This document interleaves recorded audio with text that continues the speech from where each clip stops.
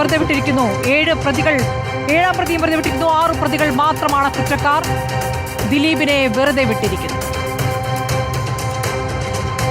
നടിയെ ആക്രമിച്ച കേസിൽ ഗൂഢാലോചന കുറ്റം ചുമത്തിയിരുന്ന 8ാം പ്രതി ദിലീപിനെ വെറുതെ വിട്ടിരിക്കുകയാണ്. ഗൂഢാലോചന തെളിവില്ലെന്നാണ് കോടതിയുടെ കണ്ടെത്തൽ. ആദ്യ 6 പ്രതികൾ കുറ്റക്കാരെന്ന് കോടതി. ആദ്യ 6 പ്രതികൾക്കെതിരായ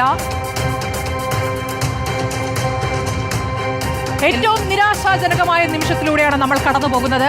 അതിജീവിത കടന്നുപോയ സാഹചര്യങ്ങൾ, അതിജീവിത മുന്നോട്ട് വെച്ച തെളിവുകൾ, കേസിന്റെ ഓരോ ഘട്ടത്തിലും പ്രതികൾക്ക് കിട്ടിയിരുന്ന സാമ്പത്തിക സഹായം, ഇതിൽ നടന്ന ഗൂഢാലോചന കുറ്റം തെളിയിക്കാനായിട്ടില്ലെന്നാണ് കോടതി കണ്ടെത്തിയിരിക്കുന്നത്.